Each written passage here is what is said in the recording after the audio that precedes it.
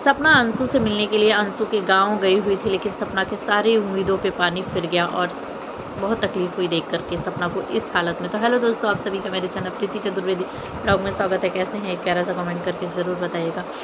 तो गाइस, सपना अपने जन्मदिन वाले दिन अंशु से मिलने के लिए अंशु के गाँव गई हुई थी, लेकिन सपना ने कभी नहीं सोचा था कि सपना के साथ इस तरीके का कुछ होगा। अंशु के गाँव में अंशु से मिलते टाइम सपना बहुत टूट गई, बहुत ज़्यादा तकलीफ़ में थी वो। बहुत उस सपना को देखकर इतना रोना आ रहा था ना, मतलब जो लोग भी हमेशा से ट्रोल करते आ रहे हैं सपना को, कुछ कुछ बोलते आ रहे हैं। जब सपना अपने ससुराल से निकली तभी भी बहुत सारे लोगों ने बोला कि सपना तो को आज़ादी चाहिए थी, सपना को पैसे रुपए प्रॉपर्टी चाहिए थी, सपना बूढ़े माँ बाप से मांग रही है उनकी प्रॉपर्टी। अरे अगर वो सपना को दे देंगे, सपना का कोई भरोसा नहीं है, तीसरी शादी कर लेगी तो क्या करेंगे वो बूढ़े माँ बाप, क्यों देंगे वो बूढ़े माँ बाप।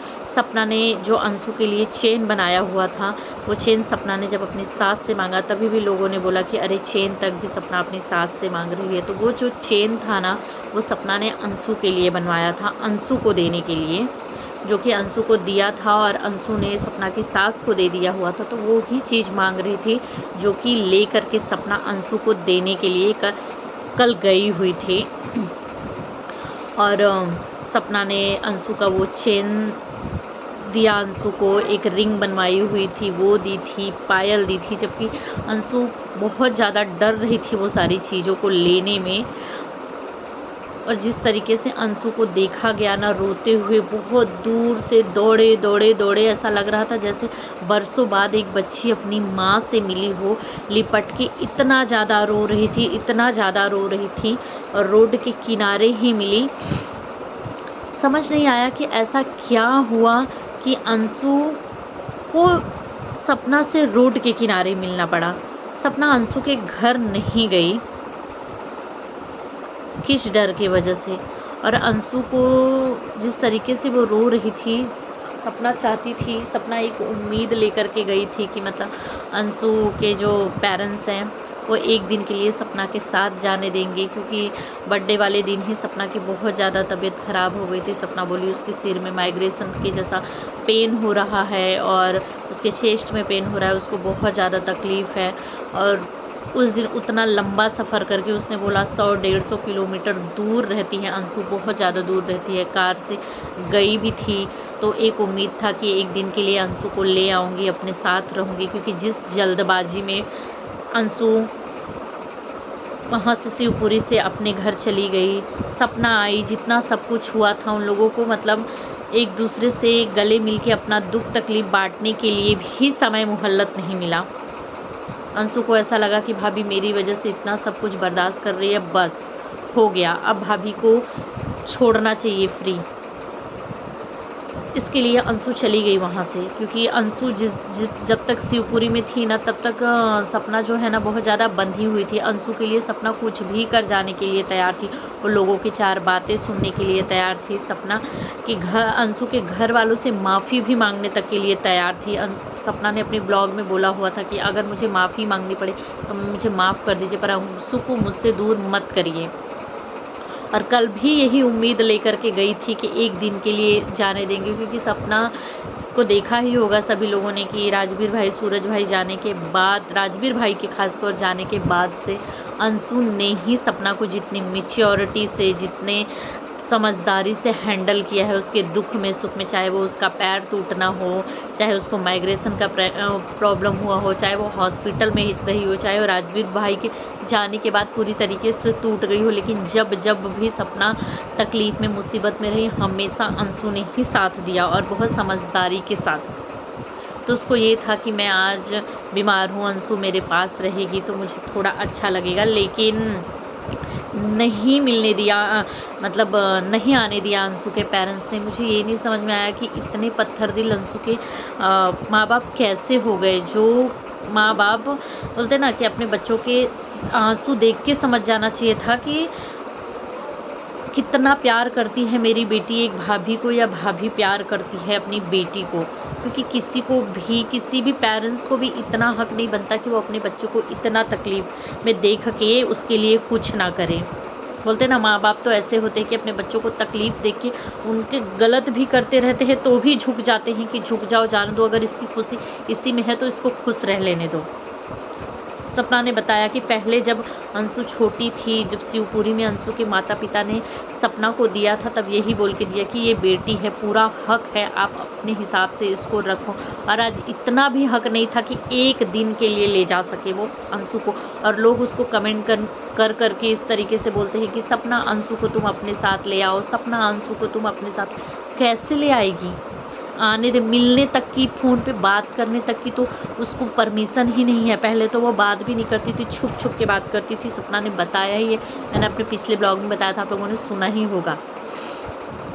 गई शिवपुरी में मिलने तो भी घर तक नहीं जाने, अरे सपना गई अंशु के घर पे मिलने के लिए तो भी घर तक मिलने के लिए नहीं जाने दिया, रोड के किनारे ही मिलना पड़ा उसको। जो भी आधा घंटा 20 मिनट जितना भी बिताया होगा उन लोगों ने साथ में, वो रोड के किनारे। इतने दूर से जाने के बाद चाहता इंसान तो कह सकता था कि चलो घर, अब जब आई ही हो अंशु से मिलने के लिए तो घर चलो, देखेंगे बाद में जो होगा। किसका डर था? सपना के सास ससुर का ही डर था ना, कि शायद वो लोग भड़केंगे। तो अंशु के माता पिता नहीं चाहते हैं सपना के साथ। सपना ने बोला है कि मुंह पे भले ही वो लोग दिखावा करते हैं, मुंह बोली करते हैं सामने सामने, लेकिन वो लोग अंदर से नहीं चाहते। और सपना पूरी तरीके से टूट गई, उसका सारा जो एक उम्मीद था ना अंशु से, वो सब टूट गया। मतलब इतनी कहने पे मजबूर हो गई कि आज इन लोगों के दिल नहीं है भाई, पैदा किया है इसलिए मुझसे ज़्यादा अधिकार है। लेकिन एक दिन अंशु की शादी होगी, जब शादी होगी तब वो परिवार शायद इतना पत्थर दिल नहीं होगा। वो बोलते ना, एक बेटी का अधिकार, माँ बाप का अधिकार बेटी पे तब तक होता है जब तक वो बेटी अपने माँ बाप के घर पे होती है। अगर उसकी शादी हो जाती है ना, तो फिर वो अधिकार, उसके मिलने जुलने आने जाने का अधिकार, वो कहाँ जा रही, कहाँ आ रही, किससे मिल रही जुल रही, वो अधिकार माँ बाप का नहीं होता है फिर।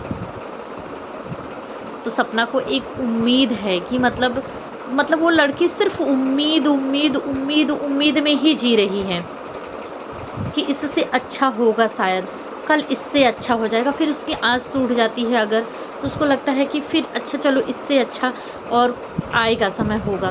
फिर वहाँ पे उसको कोई ना कोई तकलीफ़ मिल जाती है तो उसको लगता है फिर आगे होगा। अंशु से दूर जाने के बाद भी अभी भी उसको एक उम्मीद है कि मतलब अंशु की शादी हो जाएगी तो वो जो परिवार होगा उसका दिल ज़रूर पिघलेगा मेरे लिए। मेरा प्यार और अंशु का प्यार देख कर के ज़रूर उनके दिल में इंसानियत आएगी, वो ज़रूर हमें मिलेंगे। तब मैं ज़रूर मिलूँगी अंशु से, अंशु मुझसे मिलेगी, तब हिम्मत होगा तो अंशु के मम्मी पापा रोक लेंगे। मतलब इस कदर अंशु के मम्मी पापा ने तकलीफ़ दिया उस गाँव में जाने के बाद अंशु से मिलने की। सपना ने यहाँ तक भी बोल दिया कि शादी होने के बाद मिलूंगी, देखती हूँ कौन रोक लिया। अगर तब रोक लोगे तो समझ जाऊंगी कि हाँ, आप लोगों में ज़्यादा पावर है भाई, हमारे प्यार में उतनी ताकत नहीं है जितना आपके ब्लड रिश्ते में है। बेचारी इतना रो रही थी, इतना लिपट के, इतना बच्चों के जैसा रो रही थी ना कि क्या ही बताऊँ। बहुत तकलीफ़ हुई वो वीडियो देखने के बाद। अंशु का ऐसा मतलब ये हुआ ना, जैसे लगा बरसों बाद एक माँ अपने बच्चे से मिल रही है कि क्या है। अगर सपना ने यहाँ तक भी बोला कि अगर सास ससुर से प्यार होता ना, अगर उसको उसके अंशु को अपने बुआ फूफा से ज़्यादा प्यार होता, उन लोगों ने उतना ख्याल उतनी परवाह की होती ना, तो वो उनके लिए रोती, सपना के लिए नहीं। लेकिन सपना के लिए वो इसलिए रोई क्योंकि सपना ने उसको उतना प्यार दिया था अंशु को, और बच्चों के जैसा पूरा। मतलब इतना हमने हमेशा वीडियो में सपना को देखा होगा, कितनी अंशु को देखा होगा कितनी मैच्योरिटी से समझाती है, भाभी मैं हूँ ना, सब ठीक हो जाएगा, करेगा। लेकिन वो बहुत दूर से दौड़े आई और लगी लिपट करके रोने। आरूही को देख कर के इतना रो रही थी, और इतना देखने के बाद तो पत्थर से पत्थर दिल को भी तकलीफ़ हो जाती कि यार इन लोगों का प्यार, ये लोग एक दूसरे से दूर नहीं रह पा रहे हैं, इनको मिलने दो, जाने दो एक आध दिन के लिए। इतना भी कह सकते थे कि ऑफ कैमरा रखना, सपना में तुम्हारे लिए, अंशु के लिए जाने दे रहे हैं, सारी बातें कैमरे के सामने नहीं आनी चाहिए, ले जाओ तुम। लेकिन नहीं, उनका दिल नहीं पिघला। सपना के लिए। तो ये कहते हैं ना यार, किसी को ऐसे जज मत करो, मत कहो, मत। सपना के लिए जो लोग भी गलत कमेंट करते हैं कि सपना को आज़ादी चाहिए, तो सपना अपना अपनी ज़िंदगी अपने जीने के लिए सास ससुर को छोड़कर चली आई, आराम से घूम रही टहल रही। एक दिन भी उसका ऐसा ब्लॉग नहीं देखा है जिसमें वो दिल से खुश हुई हो। अगर वो खुश भी रही होगी ना, तो सिर्फ कैमरे के लिए खुश रही होगी, लोगों ने उसको हंसाया बुलाया होगा उसके लिए खुश रही होगी। वो एक होता है ना दिल से खुशी निकल रही है, एक होता है बिना मन का लोगों के लिए खुश रहना। तो वो लोगों के लिए खुश रहती है। किसी ने खुशी खुशी उसको कहीं नहीं देखा होगा पूरे ब्लॉग में, भाई मैंने तो नहीं देखा उसको। मुझे ऐसा लगता है कि कहीं ना कहीं उसको कुछ ना कुछ सोच टेंशन पर है। मतलब क्या खुशी रही, जिस दिन से घर से निकली हुई है बेचारी, एक दिन भी खुश रही ही नहीं।